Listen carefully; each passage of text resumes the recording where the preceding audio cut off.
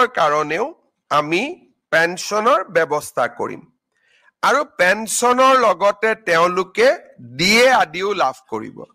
আৰু এই নতুন স্কিমটোৰ নাম দিছিলে ইউনিফাইড পেঞ্চন স্কিম তাৰ মানে OPS আৰু NPS দুইটাৰে সামঞ্জস্য ৰাখি ভাৰত চৰকাৰে চৰকাৰী কৰ্মচাৰীসকলক নিশ্চিতভাৱে পেঞ্চন প্ৰদান কৰিবলৈ ইউনিফাইড পেঞ্চন স্কিম আৰম্ভ কৰিছিল দেশৰ 4খন ৰাজ্যই ইউনিফাইড পেঞ্চন স্কিম এতিয়ালৈকে গ্ৰহণ কৰিছে আজি আমাৰ ৰাজ্য চৰকাৰেও এই ইউনিফাইড পেঞ্চন স্কিম অসমৰ চৰকাৰী কৰ্মচাৰীসকলৰ বাবে এডপ্ট কৰে ইয়াৰ ফলত ৰাজ্যত বহু দিনৰ পৰা চলি থকা NPS আৰু OPSৰ বিতৰ্ক সামৰণি পৰিব যিসকলে NPSত থাকিব খোজে বিশেষকৈ যিসকল ডেকা লৰা নতুনকৈ নিযুক্তি হৈছে তেওঁলোকে NPSতে বেনিফিট বেছিকৈ পাব UPSত কৈও কিন্তু আমি দুইটা অপচন তেওঁলোকৰ বাবে খুলি দিছো যে তেওঁলোকে নিজে বিচাৰিলে NPSতো থাকিব পাৰিব বা তেওঁলোকে UPSতো যাব পাৰিব UPSলৈকে যোৱা মানে তেওঁলোকে নিশ্চিত পেঞ্চন OPSৰ লোকসকলে যেনেকে পাই আছিলে ওল্ড পেঞ্চন স্কিমৰ UPSত গলে তেওঁলোকে নিশ্চিতভাৱে পেঞ্চন লাভ কৰি থাকিব আজি এই আঁচনিখন ৰাজ্য চৰকাৰৰ কেবিনেটে গ্ৰহণ কৰে আৰু এবছৰৰ ভিতৰত কৰ্মচাৰীসকলে সিদ্ধান্ত ল'ব পাৰিব যে আমি NPSত থাকিম নে আমি UPSলৈকে যাম ইয়াৰ ফলত ৰাজ্যত চলি থকা বা দেশত চলি থকা এটা বহুদিনীয়া বিতৰ্কৰ সামৰণি পৰিব বুলি আমি আশা কৰিছো আজি কেবিনেটত কেইটামান আৰু গুৰুত্বপূৰ্ণ আমি সিদ্ধান্ত লৈছো এটা হৈছে ধুবুৰী আৰু সাউথ সালমাৰা জিলাত আৰু লগতে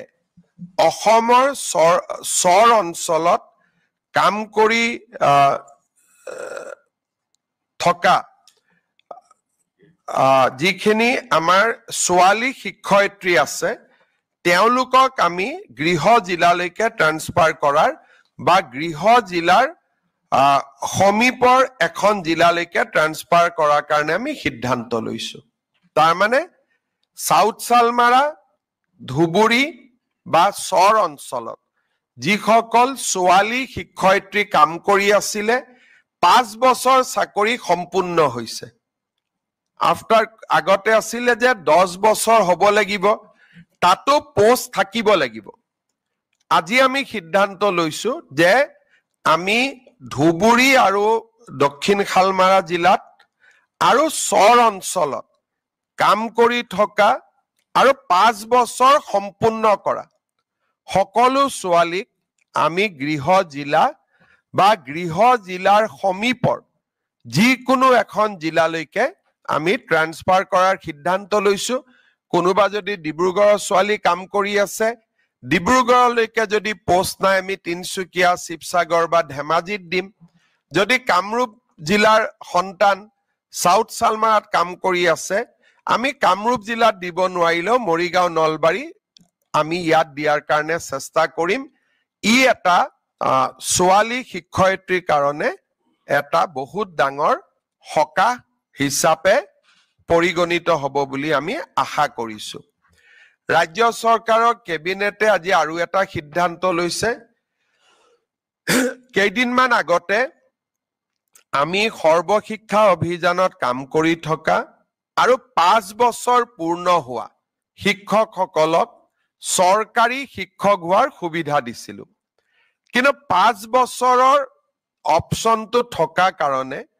বহুবিলাক শিক্ষকে এই স্পেচিয়েল ৰিক্ৰুটমেন্ট ড্ৰাইভৰ সুবিধা ল'ব পৰা নাছিলে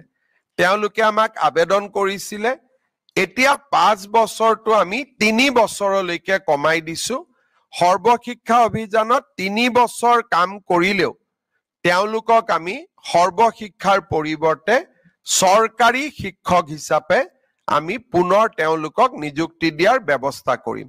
এই দুইটা আমাৰ শিক্ষক শিক্ষয়িত্ৰীসকলৰ বহুদিনীয়া ৰিকুৱেষ্ট আছিলে আজি 2টা ৰিকুৱেষ্ট আমাৰ কেবিনেটে গ্ৰহণ কৰে আৰু আমাৰ